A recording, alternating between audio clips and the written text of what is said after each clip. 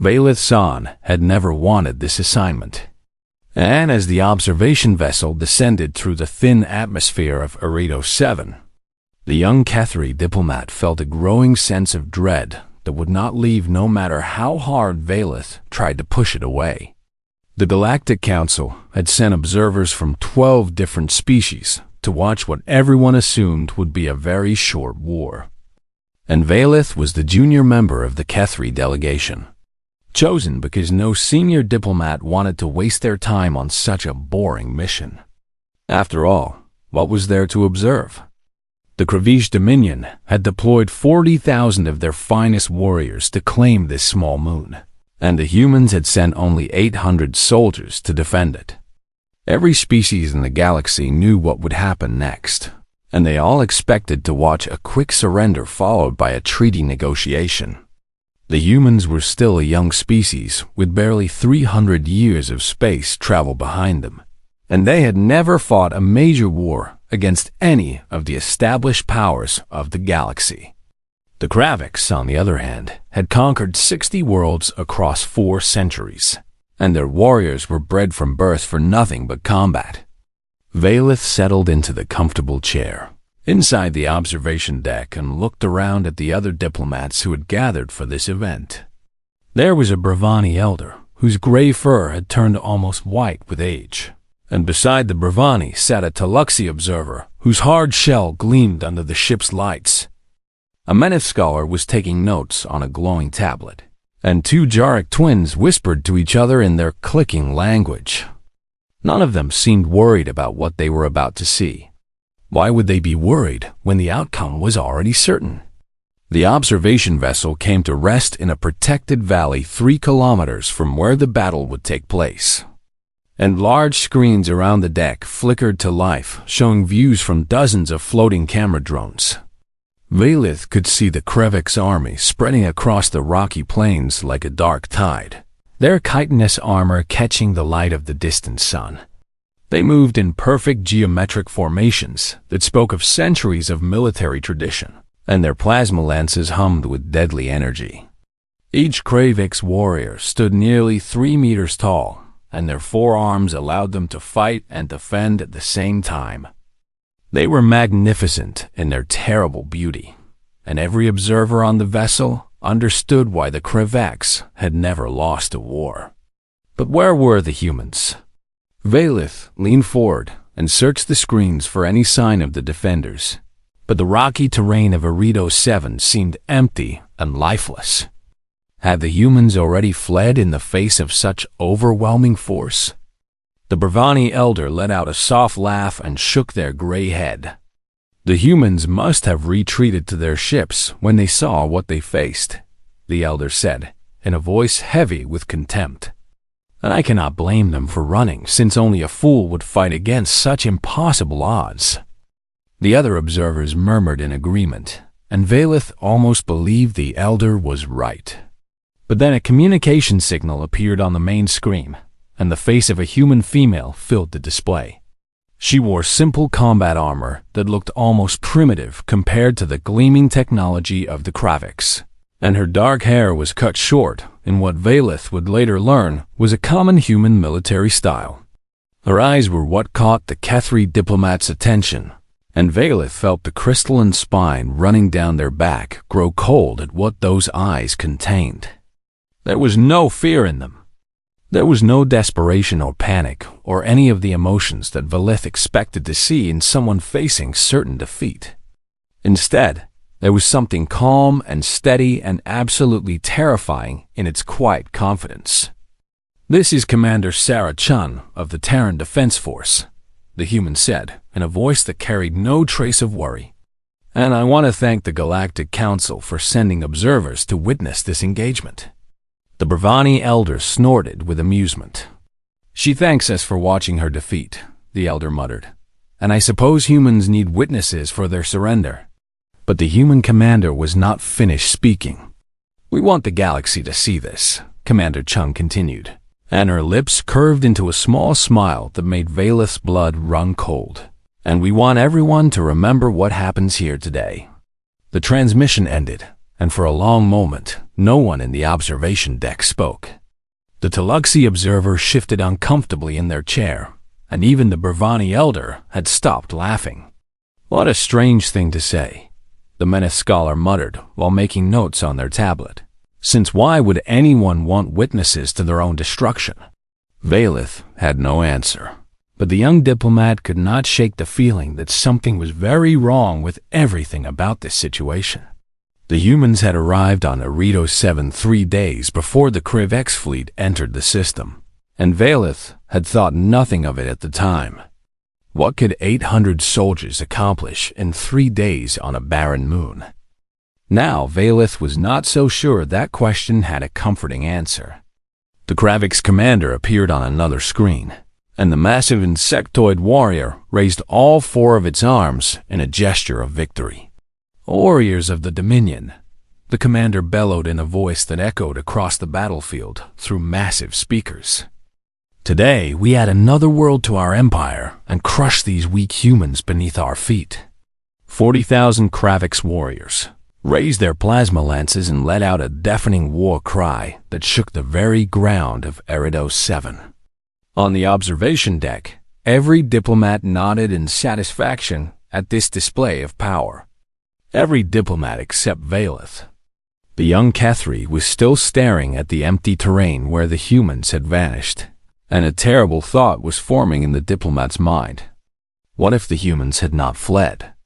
What if they were still out there, hidden among the rocks and craters, waiting for something? Valeth wanted to believe that Commander Chun was simply putting on a brave face before an inevitable surrender, and the diplomat wanted to believe that this would all be over in a matter of hours. But those eyes, those calm and steady and utterly fearless human eyes. Valeth had studied many species during the training to become a diplomat, and the young Kethri had learned to read the emotions of dozens of different life forms. Humans were supposed to be easy to understand because their faces showed everything they felt. So why had Commander Chun looked so confident? Why had she smiled? What did the humans know that no one else in the galaxy had figured out yet? The sun of Arito 7 was beginning to rise over the horizon, and its pale light spread across the battlefield like a slow tide. The Kravix army began to march forward in their perfect formations, and their thousands of feet created a rumbling that could be felt even inside the observation vessel. Valeth gripped the arms of the chair and watched the screens with growing horror. The battle for Arito 7 was about to begin, and the young Kethri diplomat had a terrible feeling that nothing would ever be the same again. The galaxy had gathered to watch humans learn their place among the stars. But Valeth was starting to suspect that the lesson might not go the way anyone expected. The Kravix army moved across the barren landscape of Arito 7 like a wave of darkness, and every step they took was perfectly synchronized with the warriors around them. Valeth watched the screens with a mixture of awe and unease as 40,000 soldiers marched in formations that had not changed in 400 years of conquest. This was how the Kravix fought. This was how they had always won. They overwhelmed their enemies with superior numbers and superior discipline, and no species had ever found a way to stop them once they began their advance. But where were the humans? The rocky terrain stretched out before the Kravix army, and Valeth could see craters and boulders and small hills scattered across the battlefield. There was no sign of the 800 human defenders anywhere. The Bravani elder let out another contemptuous snort and shook their gray head. "They have fled like cowards," the elder announced to the observation deck, "and this battle is already over before it has even begun." Several other observers nodded in agreement, and the Meneth scholar began writing notes about how quickly the human resistance had collapsed. But Valeth was not so sure. The young Kethri diplomat kept thinking about Commander Chun and that strange smile on her face, and something about this situation felt very wrong. Suddenly, the Kravix commander raised one of his 4 arms, and the entire army stopped in perfect unison. Scouts report no enemy positions ahead. A Kravix officer announced over the communication channel that the observers could hear, and the humans appear to have abandoned the battlefield. The Kravix commander let out a harsh laugh that sounded like metal scraping against stone. "Then we shall hunt them down in their hiding holes," the commander declared, "and show the galaxy what happens to species that dare to defy the Dominion." The army began to move again, but this time they spread out across the terrain to search for the missing human forces. Perfect formations broke into smaller hunting groups as the Kravix warriors moved between the rocks and craters with weapons ready. And that was when the first explosion tore through the morning air. Valith jumped in the chair as a massive blast erupted right in the middle of a Kravix formation, and dozens of warriors disappeared in a cloud of fire and shattered chitin. For a moment, no one on the observation deck could speak. What had just happened? Before anyone could process what they had seen, more explosions began to erupt across the battlefield. The ground itself seemed to be attacking the Kravix army as hidden charges detonated beneath their feet. Warriors fell into concealed pits that had been dug into the rocky soil and covered with thin layers of dust. Structures that everyone had assumed were natural rock formations suddenly revealed firing positions, and human weapons began to tear into the Kravix flanks from a dozen different directions. "They were here the whole time," Valith whispered in a voice filled with growing horror, "and they spent 3 days preparing for this."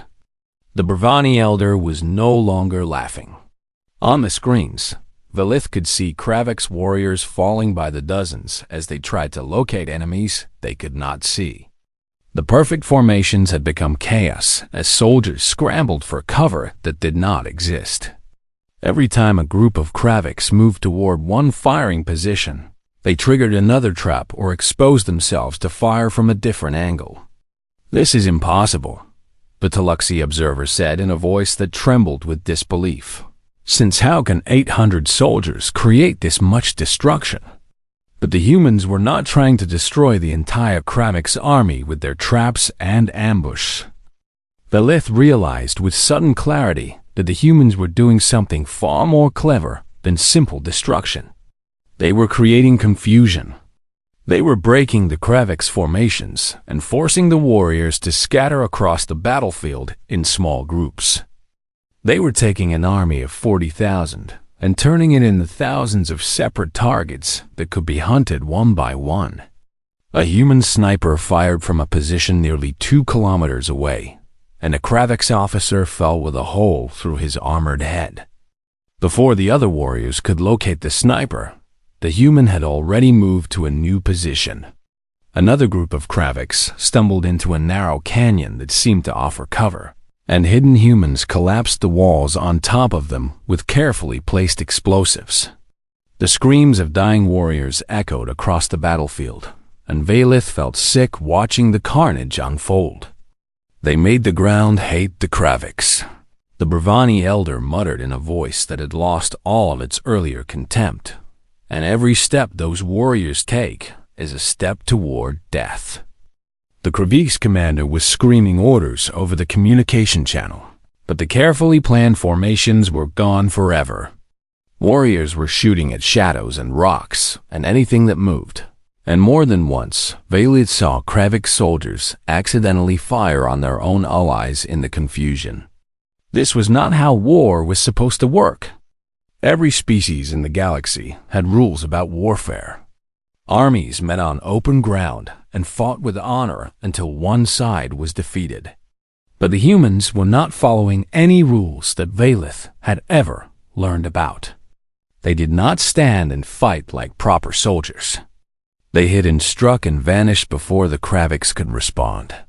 They used the land itself as a weapon, and 3 days of preparation had turned the barren moon into a death trap. The Meneth scholar had stopped taking notes and was simply staring at the screens with eyes wide with shock. "I have studied every major conflict in galactic history," the scholar said in a shaking voice, "and I have never seen anything like this before." By mid-morning, The Kravix had suffered more than 3,000 casualties, and they had not even seen a human face. The mighty army that had expected an easy victory was now scattered across kilometers of terrain, and every unit was afraid to move forward or backward for fear of triggering another trap. Finally, the Kravix commander managed to rally his forces into a defensive position on a high ridge, and for a moment, the battlefield fell silent. The observers watched as the commander assessed the damage to his army, and even through the camera drones Valith could see the rage building in the massive insectoid warrior. "Bring down orbital fire," the commander ordered in a voice that shook with fury, "and burn every square meter of this cursed moon until nothing remains." Valith's blood ran cold. Orbital bombardment. The Kravix were going to use their ships in orbit to destroy everything on the surface, and no amount of traps or ambush could protect the humans from weapons that fell from the sky. High above Eredo 7, the Kravix warships began to power up their main batteries, and targeting lasers painted the terrain where the humans were hiding. "Now we will see the end of this foolishness," the Tluxy observer said with obvious relief, since not even humans can survive being turned to ash. The bombardment began. Massive beams of energy fell from the sky and turned the rocky landscape into rivers of molten glass. The area where most of the human ambushes had come from was hit again and again until nothing remained but smoking craters. 2 square kilometers of terrain simply ceased to exist under the fury of the Kravix weapons. On the observation deck, the diplomats began to relax. This was the end of the human resistance. This was the moment when the natural order of the galaxy would be restored. The Kravix army began to advance again toward the devastated zone, ready to confirm the destruction of the human forces and claim victory. And then something moved in the wreckage. Valith saw it first on one of the screens, and the young diplomat's crystalline spine went rigid with shock. A human soldier was climbing out of a hole in the ground, and even from a distance Valith could see that the soldier was burned and bleeding from dozens of wounds. But the human was still holding a weapon. The human was still moving toward a firing position. The human was still fighting. More movement appeared across the devastated terrain as soldiers emerged from tunnels and bunkers that had been buried deep beneath the surface. They were wounded and exhausted and covered in blood and ash, but they were not dead. They were not even close to being defeated. "Impossible," the Bravani elder whispered, "since this is absolutely impossible." Valith could not speak at all. The young diplomat could only watch as the impossible humans raised their weapons and began to fire once again at the advancing Kravix army. The battle for Eredo 7 was not over. It had barely begun. By midday, the sun of Eredo 7 hung high in the pale sky, and Valith had watched 8,000 Kravix warriors die. The observation deck had fallen completely silent as the 12 species of diplomats stared at the screens with expressions that ranged from disbelief to outright terror. No one was making jokes about human cowardice anymore. No one was predicting a quick victory for the Dominion. The only sound was the distant rumble of explosions and the occasional gasp from an observer who could not believe what their eyes were showing them. Valith had stopped counting the impossible things that the humans had done because there were simply too many to track. A Kravix assault team had cornered a group of 5 human soldiers in a crater with no way out, and the warriors had expected an easy slaughter. Instead, the humans had charged directly at the Kravix with weapons blazing and managed to break through the line at the cost of only 2 of their number. The 3 survivors had then circled back and attacked the same assault team from behind, killing 12 more warriors before disappearing into the rocks. This was not how prey was supposed to behave. This was not how a weaker species was supposed to fight against a stronger one. But the humans did not seem to know that they were supposed to be the prey. The Kravix commander ordered another orbital bombardment, and once again, the ships above Eredo 7 rained fire down upon the battlefield. This time, they targeted an even larger area, determined to leave no tunnel or bunker intact. The devastation was absolute. Valith watched as kilometers of terrain were reduced to glass and ash, and the young diplomat was certain that nothing could survive such destruction. When the bombardment finally stopped, smoke and dust filled the air so thickly that even the camera drones could barely see. "Now it must be over," the mad scholar said in a voice that pleaded for this nightmare to end, since nothing made of flesh and blood can live through that. The Kravik's army waited at a safe distance while the smoke began to clear, and every warrior watched for any sign of movement. For long minutes, there was nothing. The devastated zone was silent and still, and hope began to return to the observation deck. Maybe the humans had finally been defeated. Maybe this terrible display of impossible endurance was finally at an end. Then a human soldier emerged from the smoke. She was dragging herself across the scorched ground with her arms, because her legs were shattered and useless, but she was still moving forward. She was still clutching a rifle in her bloody hands. She was still trying to find a firing position. Valith felt something break inside at the sight of this. The Kethri were a practical species who understood the mathematics of survival better than almost anyone in the galaxy. When defeat was certain, the logical choice was surrender. When the body was broken, the logical choice was to stop and conserve energy for healing. But this human soldier was ignoring every logical choice that existed. She was broken and burned and bleeding from wounds that would have killed a Kethri 3 times over, and she was still fighting. Why would anyone do this? What could possibly drive a creature to continue struggling when all hope was gone? More humans began to appear across the battlefield, and each one was in worse condition than the last. A male soldier with half his face scorched black was carrying a wounded comrade on his back while firing his weapon with one hand. 2 female soldiers were working together to reload their rifles because neither one had enough working fingers to do it alone. A human who had lost an arm was using his remaining hand to throw grenades at a Kravik's position. The Tluxi observer made a horrible retching sound and turned away from the screens. "Why will they not stop?" the Tluxi moaned in a voice thick with nausea, "since the mathematics of their survival are impossible, and they must know that they cannot win." Valith wished there was an answer that made sense. The young diplomat wanted to believe that humans were simply too stupid to understand their situation. But that explanation did not fit with the brilliant tactical planning that had turned Erido 7 into a death trap. These humans knew exactly what they were doing. They understood the odds against them better than anyone, and they had chosen to keep fighting anyway. The Kravik's army was beginning to hesitate, and Valith could see the uncertainty spreading through their ranks like a disease. These warriors had conquered 60 worlds and faced dozens of different species in combat. They had fought enemies who were stronger than them, and enemies who were faster than them, and enemies who outnumbered them. But they had never faced an enemy who simply refused to die. A group of Kravik's warriors surrounded a human soldier who had collapsed from blood loss, and they raised their plasma lances to finish him off.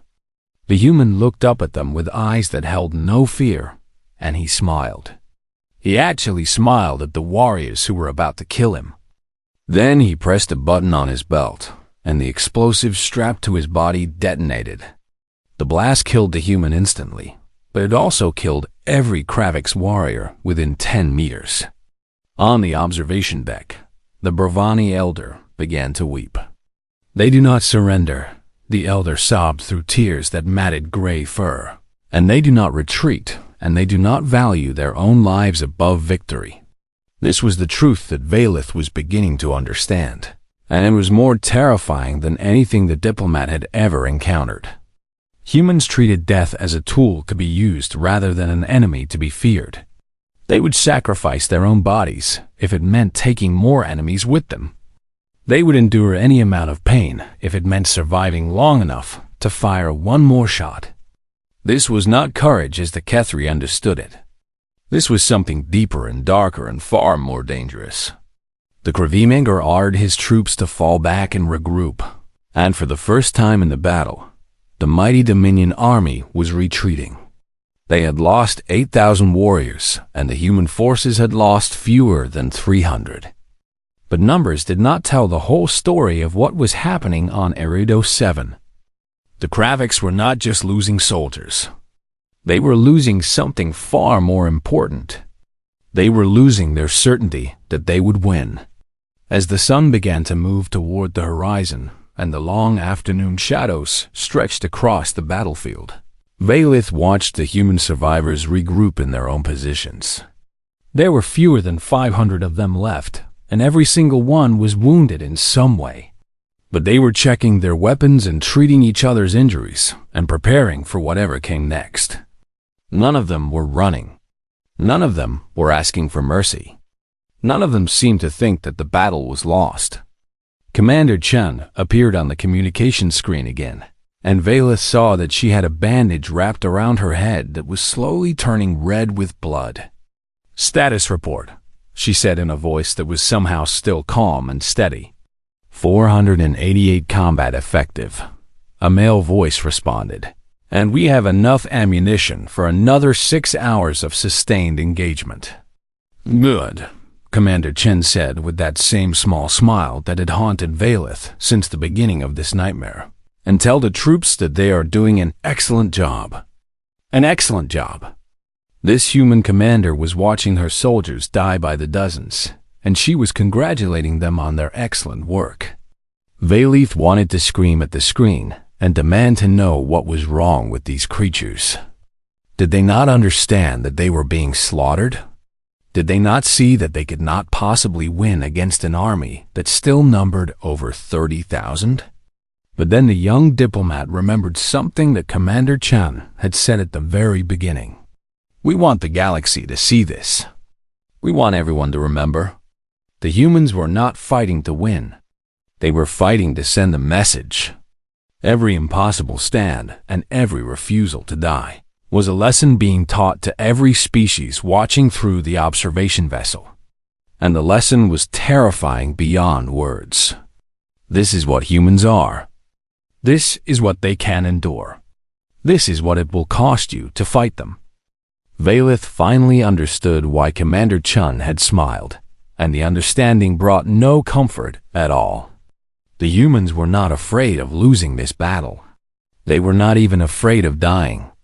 They were only afraid that the galaxy might not be paying attention. And as Valith looked around at the traumatized faces of the other observers, the young diplomat knew that the galaxy was definitely paying attention now. Night fell over Erido 7, and the darkness brought no relief from the horrors that Valith had witnessed.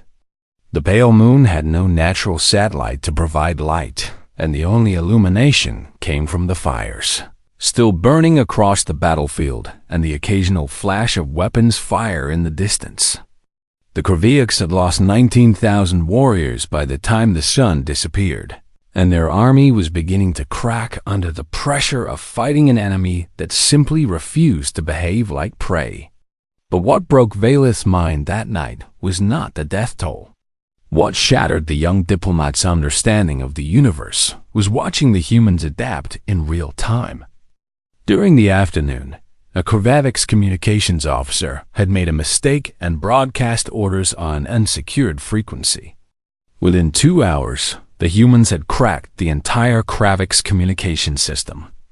Now every time the Kravix commander tried to coordinate his forces, human voices broke into the channel with false orders and conflicting information. Kravix units marched into ambush because they received instructions that seemed to come from their own officers. Warriors opened fire on their allies because someone told them that humans had captured Kravix armor. The confusion was absolute, and the Dominion army was tearing itself apart from the inside. But that was not the worst of what the humans did that night. Valith watched on the screens as a small team of human soldiers ambushed a Kravix supply column that was trying to bring fresh ammunition to the front lines. The humans killed the guards quickly and efficiently, But then they did something that made no sense. Instead of destroying the supplies or taking them for their own use, the humans examined the Kravix plasma lances and spent 30 minutes studying how they worked. They took one of the weapons apart piece by piece while the battle raged around them. When they were done, they reassembled the plasma lance into something new, something that had never existed before. They had turned a Kravix weapon into a bomb that would explode when someone tried to fire it. Then they put the modified weapons back in the supply containers and let the next Kravix patrol find them. Hours later, Valith watched Kravix warriors die when their own weapons detonated in their hands. The screams of confusion and terror echoed across the battlefield as soldiers refused to trust their own equipment. They learned so fast, the Meneth scholar whispered in a voice that trembled with fear, since they are studying their enemies during the battle and using what they learn against them. This was true, and it was terrifying. The humans had discovered that Kravix armor had a weak point at the joint between the thorax and abdomen. Now every human weapon was being aimed at that specific spot. They had learned that Kravix warriors became disoriented when exposed to certain high-frequency sounds. Now human soldiers were carrying devices that emitted those frequencies before every attack. They had figured out that the Kravix command structure depended on officers being visible to their troops. Now human snipers were specifically targeting anyone who looked like they were giving orders. Every mistake the Kravix made was studied and exploited. Every weakness was found and attacked. The humans were not just fighting the battle they had prepared for. They were creating new tactics with every passing hour. But the most disturbing thing that happened that night was something the humans called psychological warfare. Valith had never heard this term before and did not understand what it meant. The young diplomat learned very quickly. Around midnight, a group of human soldiers ambushed a Kravix patrol and killed all but 3 of the warriors. Those 3 survivors were not finished off. Instead, the humans wounded them badly and then let them crawl back toward their own lines. At first, Valith thought this was a mistake or perhaps an act of mercy. Then the diplomat saw what those wounded warriors did to the Kravix troops who found them. The survivors were screaming about invisible enemies and weapons that appeared from nowhere. They were babbling about humans who would not die no matter how many times they were shot. They were spreading fear through the Kravix ranks more effectively than 1,000 deaths could have. The humans had turned their own enemies into weapons of terror. But that was just the beginning. As the night grew darker, human voices began to broadcast messages on the Kravix communication frequencies. The messages were spoken in broken Kravix language that sounded strange and wrong coming from human mouths. "We are still here. We do not sleep. We do not forgive. Come find us if you dare." The Kravix warriors were terrified. These messages came from everywhere and nowhere. They came from the darkness that surrounded the army on all sides. They came from an enemy that had been bombarded twice from orbit and still refused to die. Valith watched a Kravix warrior shoot at shadows until his weapon overheated. Another warrior refused to leave his fortified position, even when ordered by a superior officer. A third simply sat down in the middle of the battlefield and would not move no matter what anyone said to him. The mighty Kravix dominion was breaking, not because they had been defeated in battle, but because they had lost something far more important. They had lost their belief that they could win. On the observation deck, the Jarek twins had stopped whispering to each other and were holding hands like frightened children. The Taluxi observer had retreated to a corner and was rocking back and forth with eyes squeezed shut. Even the Bravani elder, who had been so contemptuous at the start, was staring at the screens with an expression of naked horror. "This is not war," the elder said in a voice that cracked with emotion, "since this is something else entirely." Valith knew what the elder meant. War was supposed to be about strength and numbers and resources. The stronger army was supposed to defeat the weaker one. That was how the galaxy worked. That was how it had always worked.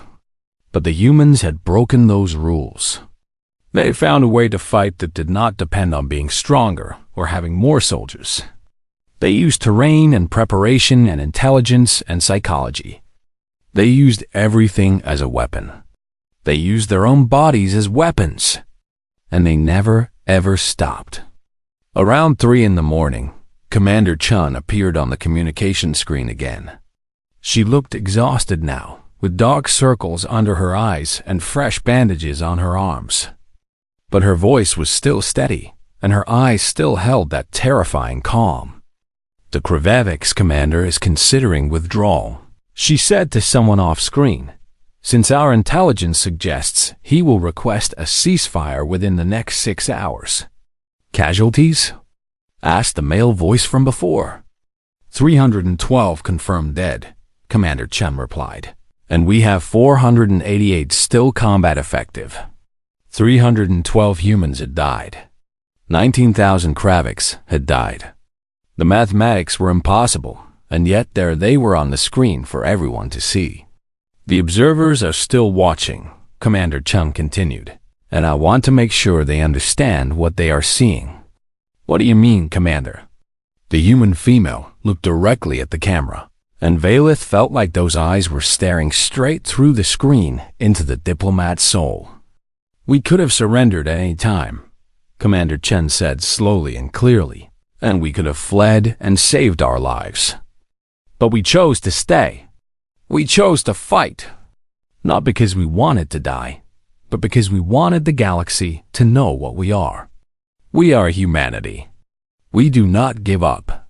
We do not surrender. And we will make any enemy pay a price so terrible that they will think twice before ever challenging us again." The transmission ended, and Valith sat in the dark observation deck surrounded by traumatized diplomats from a dozen different species. The young Kethri finally understood what the humans were doing.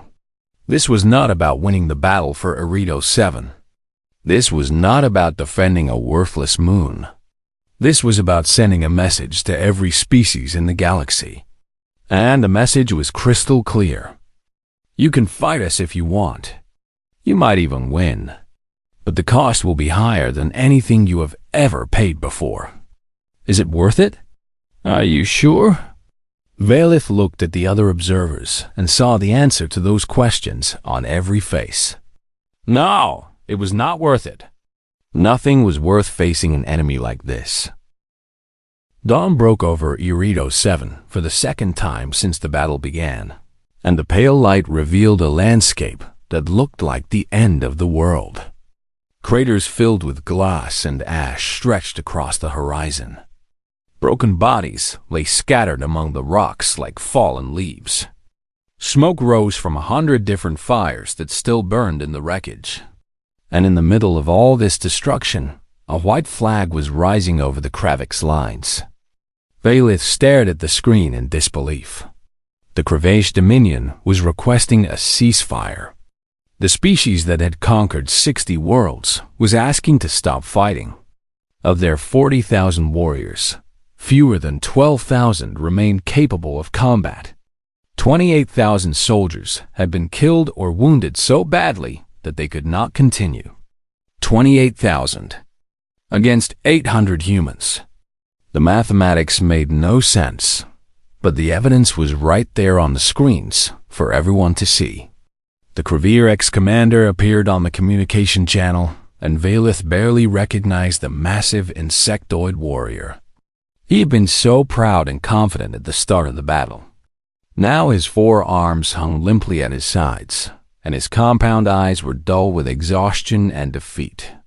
"We request an immediate cessation of hostilities," the commander said in a voice that contained no hint of his earlier arrogance. "And we are prepared to withdraw all Dominion forces from this moon." Commander Chun's face appeared on a split screen, and even now, even after everything, she still had that small smile on her lips.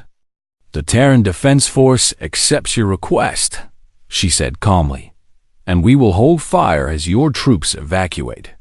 That was it. No negotiations about territory. No discussions about prisoners or reparations. The Kraviks simply wanted to leave, and the humans were letting them go.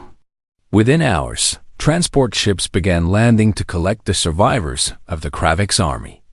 Warriors who had expected an easy victory stumbled aboard with haunted eyes and trembling limbs.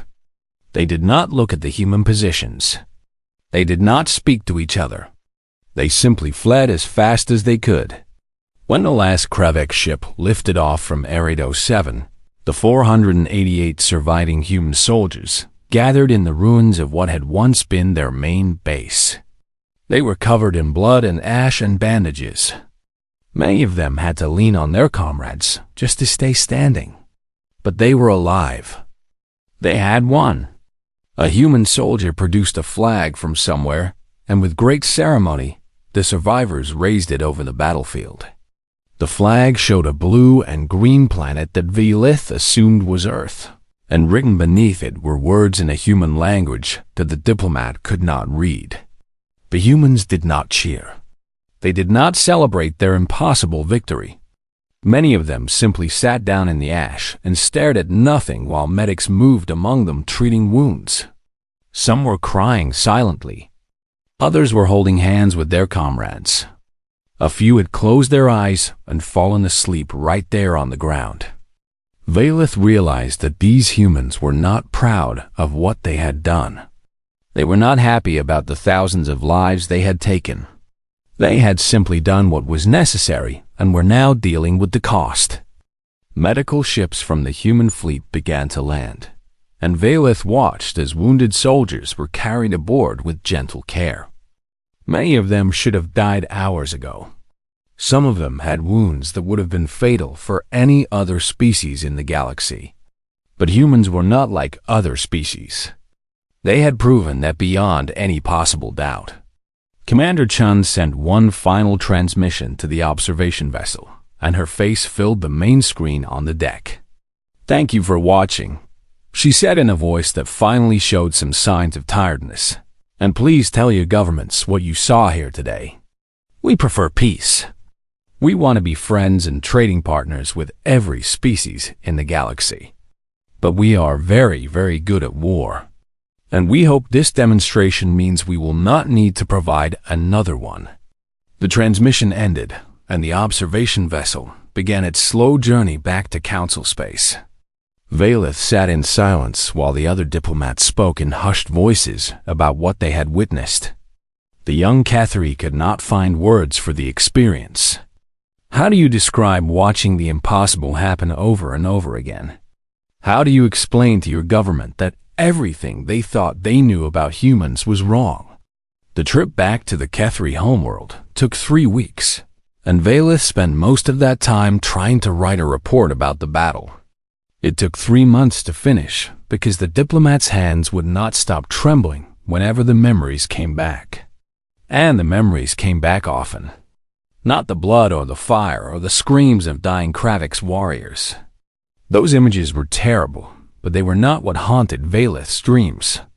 What the young diplomat could not escape was the look in human eyes when they emerged from the wreckage after the orbital bombardment. There had been no madness in those eyes. There had been no bloodlust or rage or desire for destruction.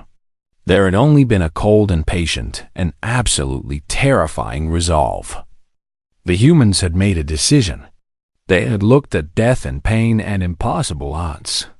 And they had simply decided that they were not going to lose. That was what made them so frightening. They were not monsters. Monsters could be understood because monsters followed instinct. You could predict what a monster would do because you knew what drove it. But humans chose everything they did. Every impossible stand. Every refusal to die. Every act of terrible violence.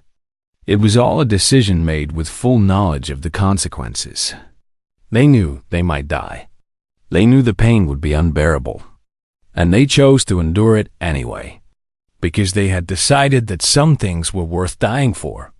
Because they had decided that some messages were worth sending in blood. Velith submitted the final report to the Cathari government, And within weeks, it had been shared with every species in the Galactic Council. Similar reports came in from the other observers, and each one told the same story. The humans were not what anyone had expected. They were something new. They were something dangerous. They were something that the galaxy had never seen before. Within a decade, humanity was granted full membership in the Galactic Council with complete voting rights. No species opposed this decision, not because they thought humans deserved the honor, but because no one wanted to risk what might happen if they said no. Trade agreements were signed. Diplomatic relationships were established. Humanity became part of the galactic community, and everyone pretended that they had always known this would happen. But at night, in the quiet moments when no one else was watching, every diplomat who had witnessed Erido 7 remembered what they had seen. And they prayed to whatever gods they believed in that humanity would always remain a friend. Because none of them wanted to imagine what would happen if the humans ever decided to become an enemy. Valith San rose through the ranks of the Kethri, diplomatic service, and eventually became one of the most respected advisors in the collective. Younger diplomats often asked how Valith had become so skilled at predicting political outcomes. The answer was always the same. I watched humans fight once, and I learned something that changed how I see everything. Every species in the galaxy thinks they understand the universe. But humans taught me that understanding is not enough. What matters is what you are willing to do. What matters is what you will endure. And no species in the galaxy is willing to endure what humans will endure. At night, Valith still dreamed of Erido 7. The diplomats still saw the smoke and the fire and the impossible soldiers who refused to die. But most of all, Valith still saw Commander Chun's smile. That small, confident smile that said she knew something that no one else in the galaxy had figured out. And now Valith knew that secret too. Humans were not the strongest species in the galaxy. They were not the smartest or the fastest or the most advanced. But they were the most determined. They were the most stubborn. And they were absolutely, utterly, terrifyingly unwilling to give up. That was the lesson of Erido 7. That was the truth that Valith would carry forever. The galaxy had invited humanity to join them as friends and allies.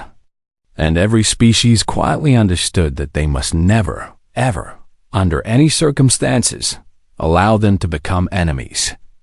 Because some lessons only need to be taught once. And the humans had taught theirs very, very well.